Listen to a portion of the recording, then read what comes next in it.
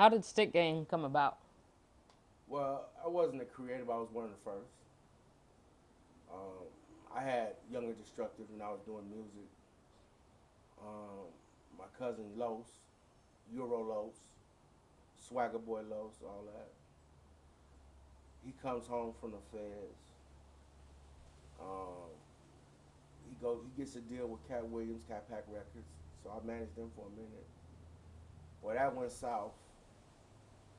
So him and my other partner Biz came together with Stick Gang the movement. Pretty much they niggas getting tired of niggas not sticking to the script because that's our motto. Stick Gang sticking to the script. So they hit me. It was like we're gonna push the Stick Gang movement. I said I'm with it. So I sat the the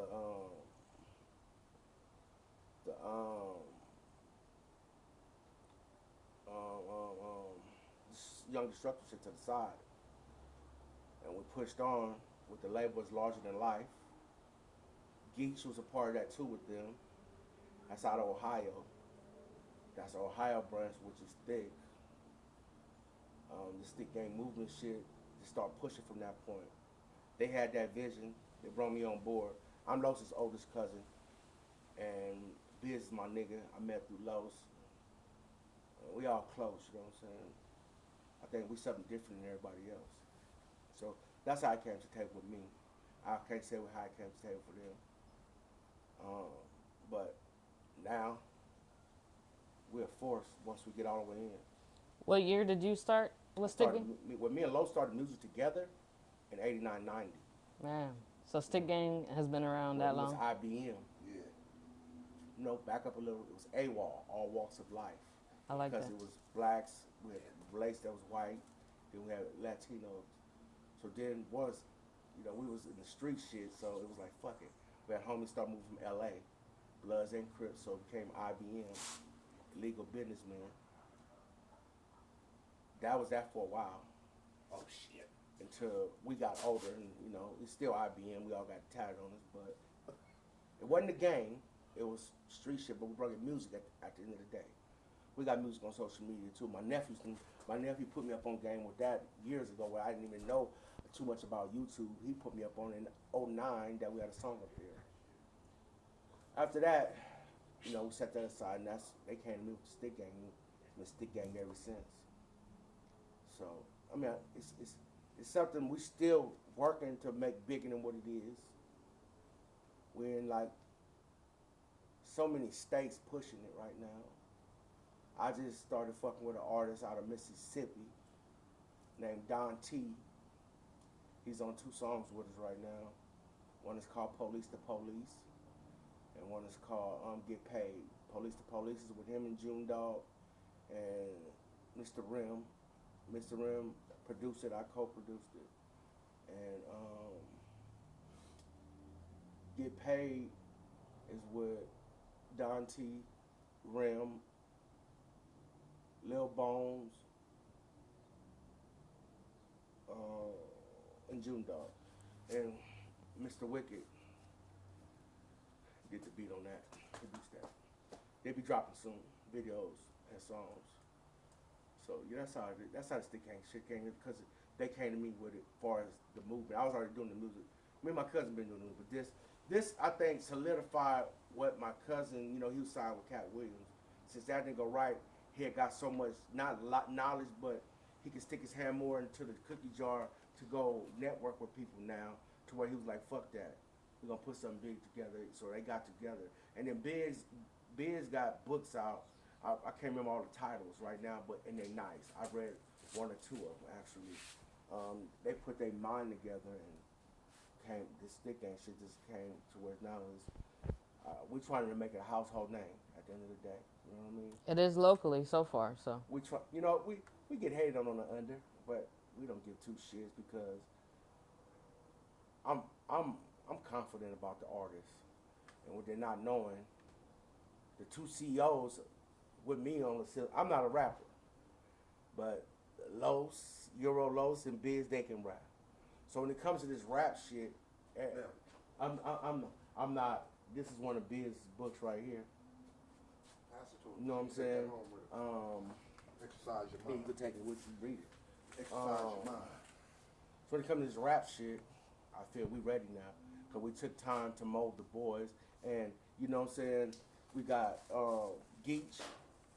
He pushed this movement out there and it's like, we got it tatted in their face. They with it for real. So it was something to make growth first before the music. That's to me. I was trying to brand before we start dropping music. You know what I'm saying? And the fucking crazy part is everywhere we went, cause once we started having the gear, people would look at it. It was eye catching. I'm in Vegas. We promoting and we doing shit in Vegas. They stopping us, but that was the whole goal for people to understand when they see, oh, that's whoop whoop, and that's, you know what I mean. So I mean, it's looking good at this point. We got distribution through Empire, which I don't know what I don't question shit. I'm not one of them niggas that want to ask all the fucking questions. My partner Biz came, hit my cousin Los, said we got to deal with Empire. Woo woo. Los told me, I said, let's get it. He said we need a few dollars to do this. I said he go mine. Los he go mine, and we went with it. So you know we got that. So now we can drop music anytime without you know everybody got to go through this channel, that channel. I think whatever Biz did, it was work to get to that point. You know what I'm saying? So I mean we good now at this point. We just striving for the best. That's right. What do you look for in an artist when signing? I don't know what my partners look for. And I don't even look for artists to sign myself. I can't speak for the other two. If I look for collaborations, you know what I'm saying? Because to me, they fucked up so much of these artists here.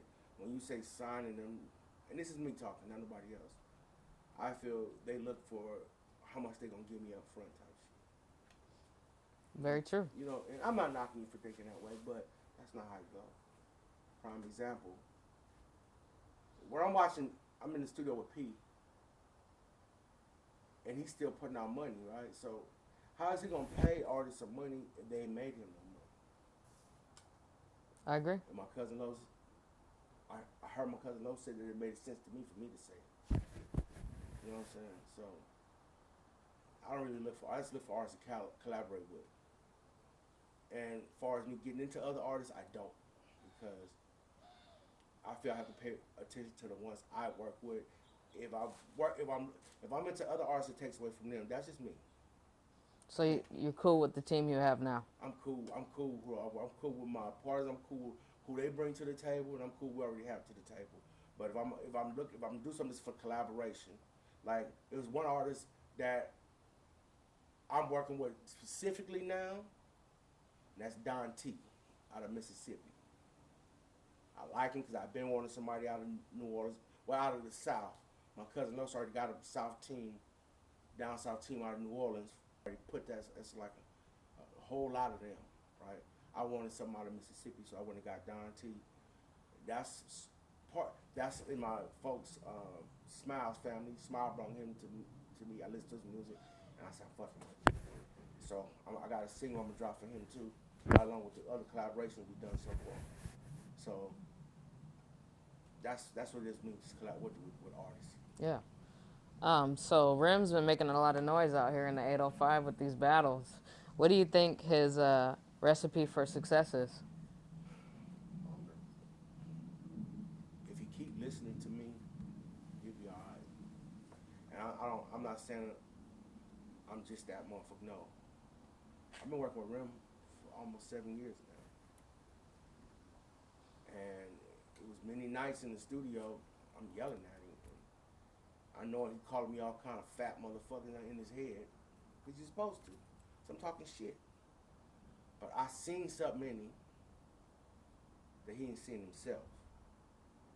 And his partners know he rap, but I don't think they seen what I seen either. They know he can get out. They know that I seen something. He had a talent for both.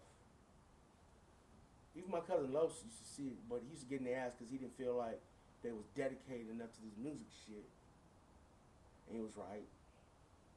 So I stood in Los ass. My nephew Shaii, I did because Shaii been entertaining since he was 5 years old. He learned a whole lot. He recorded his first song he recorded in Cat Williams' house. You know what I'm saying? So once I heard him rap, I was like, okay. My nephew, I was jumping, but when I heard Rym, I'm like, I gotta work with Rym because he can be something. He can be outside of my nephew. My nephew, they got the, you know, they don't get me wrong, all of them nice, but Rym has two talents, so he has to know how to use it. He has to know what he's doing. He has to get intact with what's going on today. That's the catch. You can't think, you know what I'm saying? You don't have to do what everybody doing. Just make sure you know what's going on today. You know what I'm saying? So, for 7 years, this is me yelling at his ass. Consistent. Brent. It was slow. Fast Track Studio. I heard he gonna be all right. No, he ain't. We'll come back next week. Fuck this shit. I'm sure he appreciates it now, though. Now we do. Well, he my son-in-law now, so we better appreciate Yeah. it. So, consistently, I was in his ass, and he had to understand. You know, he used to get calls only like if he was only a hook man. I got pissed off with that. You ain't only a hook man. Stop settling for that. Stop settling for that. I used to get pissed off, and he was humble with it though. No, I don't need you humble with that shit. I need you to understand that you're trying to be an artist too. Don't let everybody keep treating you like you're the hook man. It's not what you. That's not it. It's not why you here. Nah, he's killing shit. Now, Verse wise. now, I done watched him grow. I done watched him grow. monster with it, you know. But he's still in the learning process, because now you gotta learn when to be cocky and when not to be cocky. And that's what it is. You know what I'm saying? That's this young generation. You know, they get it to where they think they just hot shit, you know, but it'll probably example because he pissed my cousin Los off, which is the CEO of Larger Than Life. With me, right? Forgot Los rap. And he didn't understand what he said to tick Los off. It wasn't nothing to do with the business. He used the word feature, which these youngsters don't know. That's pretty much saying, when you say I'll feature on your shit, using it in that, pretty much he said, Los, he said, I'll feature on your shit. Well, you should have used let me get on your shit. Because feature means you're going to help his shit at the end of the day. Because that's my cousin said, no, it ain't got nothing to do with this morning. It's a dude, he forgot I was rapping first. I'm one of the rappers too. So I gave him the phone. I said, I can't argue that fact. You know what I'm saying? So, you know, Rym still, he's still learning, but I love it because when he do learns, he take the shit the right way and see the difference of then to now. Wordplay. I kept telling him, you got to do this. He started learning his wordplay. It's like, I watched this dude develop. You know what I'm saying? Dyallo been nice, because Dyallo, it's a difference when you just you're a rapper like him and my nephew Tosh. There's a difference. Them niggas is rappers. Well, Rym could do both, so I had to stay more in his ass than that. If they wrote some shit that I didn't like, I'll tell them rewrite it because I know they can do better. Don't get me wrong. They'll look at me sideways, but nigga, you can do better. That's what artists need. I love all of them because they become artists, entertainers. They know now. You know what I'm saying? And I watch them grow from it. And now when they get on something, I don't have to say too much. If I don't like something, I tell them. You know what I'm saying? But I kind of showed them I knew a little something back in the day when we did the song called Why. Oh, I don't like that beat. I said, watch, bro. We're going to change up, though. We're going to give them something. We're going to give them back something. Meaning, we've done the street shit. We've done the hood shit. We've done the club shit. We've done the broad shit about women. Now we're going to give something back. Because we had a lot of kids back then in the community died from car accidents, violence. I said, we're going to get back and do this song for this community. While we was mixing the song down, we played a snippet for him, and Dyallo did a small little interview about the song. You know, in 1 week we had 5,000 views. I said, I told y'all, we got to change up. It's different. I mean, it's going to be y'all kind of rap all the time. You got to give them something different sometimes. And now, that song I had somebody ask for a movie. You know what I'm saying? The movie got set back now because of the corona. So that's still there for a movie. You know what I'm saying? So, I mean, now, yeah, Rym, he ready. You know what I'm saying? You ready, Yeah, huh? he got a EP dropping out. That's something he went on his own and did. You know, again, doing some shit without hollering at me. But okay, let's get it done. He gonna shoot a video to it, to the song he gonna drop first. So I mean, he right, but it's still more that I want out of it. It's still more. So it's coming. It's coming. Stay tuned, y'all. Yeah, it's coming. It's coming. Oh yeah, it's coming. Oh, man. It's coming. I mean, actually, the whole team got a lot of shit coming. Yeah, can you tell me about the other two artists? Dyallo. Locally. He got Dyallo. He has a story to tell. Him and my nephew Shaii. They both different artists. They sound different, but they know how to go get it. I love how they go and where they go with it. You know what I'm saying? When he did the song "Take Off," like I said, I love that. I actually want Shaii and Dyallo to do a song about their experience getting shot. You know what I'm saying? I feel that's gonna be their hit song. You ever notice true story songs does a lot. Absolutely. Those are the best songs. Exactly. So I want them to sit down and do it. I know it's probably hard, you know what I'm saying? I'm not in their shoes to understand, but I know it's probably hard, but I want them to do that. I feel that's gonna be their best work because now it's coming from the heart and they can feel it. You know what I'm saying? Some years ago when I was in the studio with Chop and Master P, Chop came in the studio with stressed out about going through some shit with this girl. And P was like, take it out in the booth, bro. And he was like, all right. So he got in the booth. Black did a beat. The hook Chop came with. P was like, I'm getting on this first.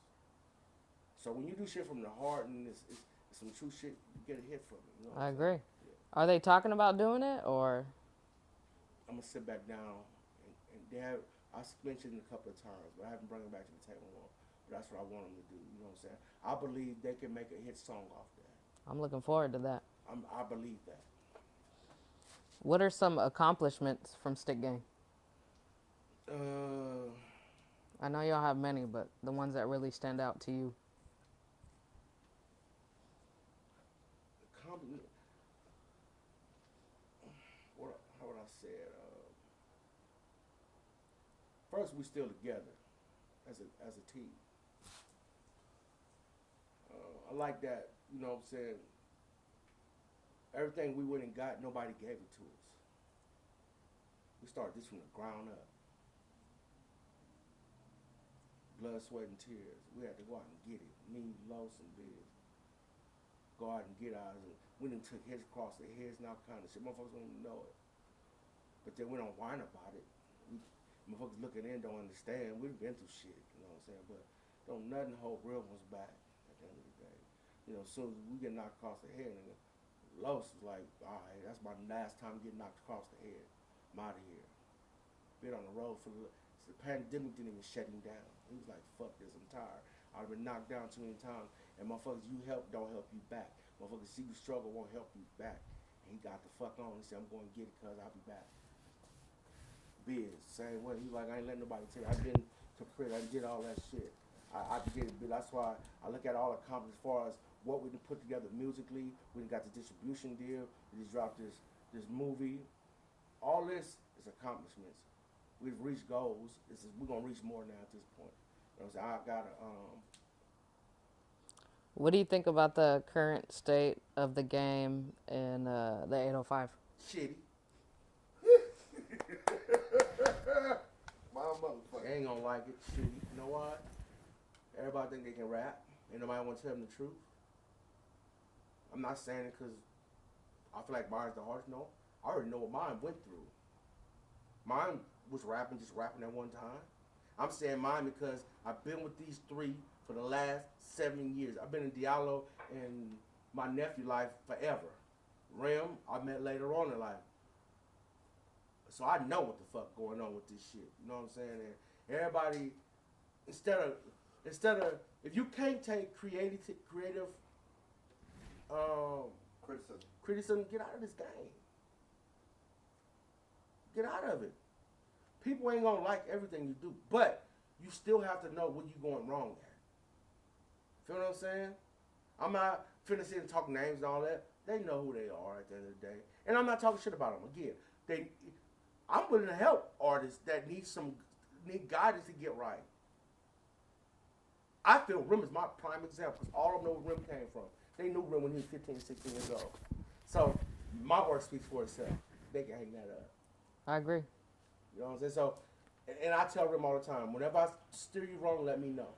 He can't say I steered him wrong nowhere yet. I've given him all the ins and outs that had happened to us, and that hasn't. I still give him game. We've been doing this shit. This shit is nothing new to us around here. This music shit is nothing new to us around here. You know what I'm saying? I brought DJ Quik here in 07. Fairgrounds. Then I brought Mr. Fab to Slow. I've been doing this music shit. You know what I'm saying? I didn't take losses. I took the DJ Quik losses. Because, you know, I'm new to doing shows and, you know what I'm saying, the city fucked over me and then Quik fucked over me. But you learn at the same time. You know what I'm saying? I'm learning. And I learned then. Now I know how to get at these motherfuckers.